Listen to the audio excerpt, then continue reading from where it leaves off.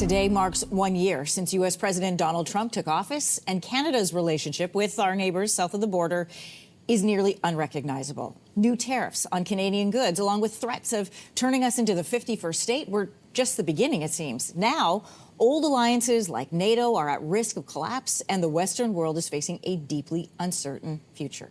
Joining us with both a recap on the last year and a look ahead to what 2026 could look like is Rob Goodman. He is an associate professor of politics and public administration at Toronto Metropolitan University. And you used to work, where did you point this to me here? I think right in that door somewhere back there. That used to be one of your offices. All right, first of all, how does the Trump we have today differ than the President Trump we saw first term, starting 2016? Yeah, I think one thing we saw in the first term is that Trump was still surrounded with some establishment figures, some holdovers from past Republican administrations, some holdovers from figures in the bureaucracy and the military. That's not really the case this time. He has purged the circle of people around him. He's purged the military. He's purged the bureaucracy. He is surrounded by a much tighter circle of white nationalists, essentially, people like Stephen Miller, who are dictating the policy of this administration towards much more, I think, openly white nationalist ideological ends. The administration has a much clearer idea this time around, I think, of what its goals are and how to manipulate and use the federal bureaucracy. I think they're much more prepared to carry out that Project 2025 agenda we heard so much about. The U.S. government system consists of many checks and balances. They were put in place and designed to rein in a president's full power. Judges play a key role in that function. Yet Trump's move to deport people to foreign prisons with no due process, that's a violation of law. His tariffs might also be unconstitutional. Why does it seem like the rules don't apply to him?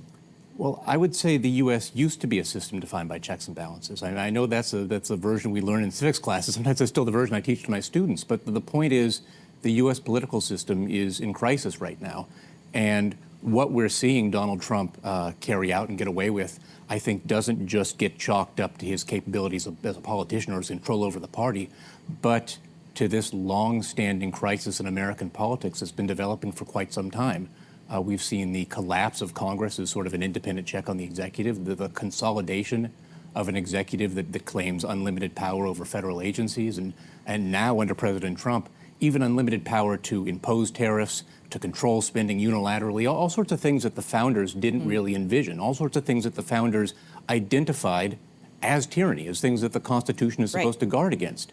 And at the same time, the Supreme Court, which has been stacked by Republicans, and many of whose justices are appointed by President Trump, has been very compliant with this sort of agenda. Its rulings about presidential power have really paved the way for this. What we see is a system that I think is still, by the letter of the law, a system of checks and balances, but in terms of actual practice and fact, is much more like an authoritarian system, is much more like one-man personalist rule. And of course, that's very frightening. I'm going to pick up on the word you used, which is crisis, because that seems to dominate this current version of his administration. Trump loves an emergency. He signed an executive order that declared a national emergency to stop the seizure of Venezuelan oil, or held by the U.S. He declared that economic practices and trade created a national emergency, and that justified the tariffs we saw in Canada. And then he declared an energy emergency to bypass environmental regulations. And now there's talk of again, in Minnesota, bringing in the military, again, with this exemption rule. So what are the ways he could continue to use emergencies to push his agenda in 2026, particularly with the midterm elections coming? Well, I think what you said is right on point. The idea that this expansion of presidential powers is carried out under this cover of emergency. And it doesn't really matter what the emergency is. He's told the American people they are in crisis. Exactly. That is consistently how fascism works. And I think there's much less doubt this time around that President Trump is a fascist. That fascism works by putting society into a state of constant crisis, constant panic, constant emergency, in which it seems natural to want to consolidate under the leader, in which it seems natural to want to purge your society of outsiders and band together against foreign enemies, whoever they might be. That's how fascism works in all times and places. So I think it's not surprising that we see these narratives of crisis that are both about consolidating power and also about, to the extent possible, generating consent for what really looks like a campaign of ethnic cleansing. What we're seeing in Minneapolis, what we see the federal government carrying out, specifically targeted against people of color, it is absolutely a racialized campaign of terror conducted by the government.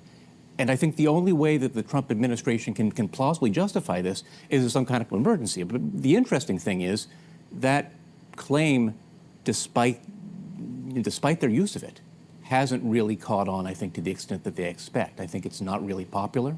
I think the popular resistance to these sorts of policies in places like Minneapolis and the protests that mobilized against the administration last fall are really striking. So I think the contrast is between an administration that really is committed to pushing an emergency narrative and a broader public that, for the most part, I still think doesn't buy it.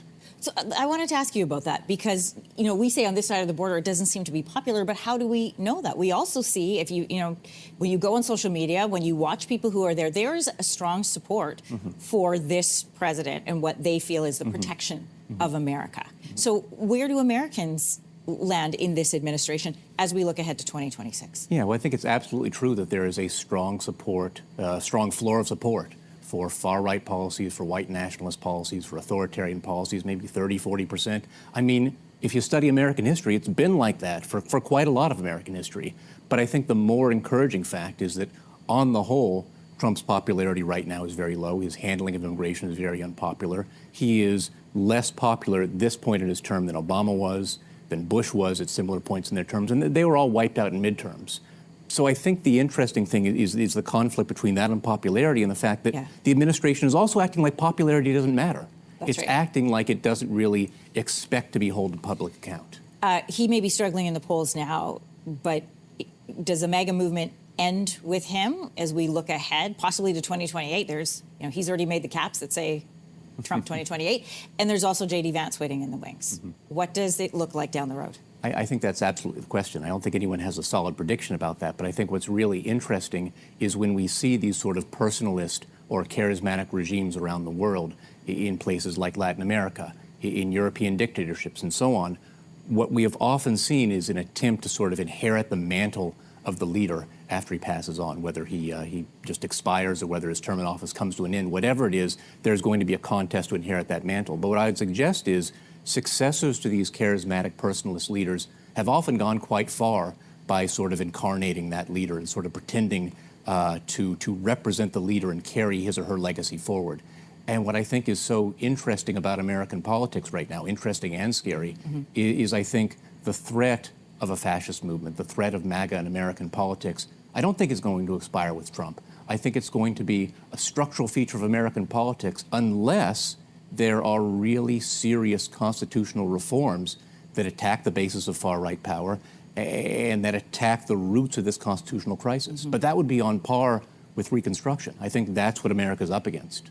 Rob Goodman, it was great to have you here. I wish I could have you for another 10 minutes. I do have to let you go. But thanks for joining us, taking a look at 1 year in the second time in office with President Trump. Appreciate it. Thanks so much.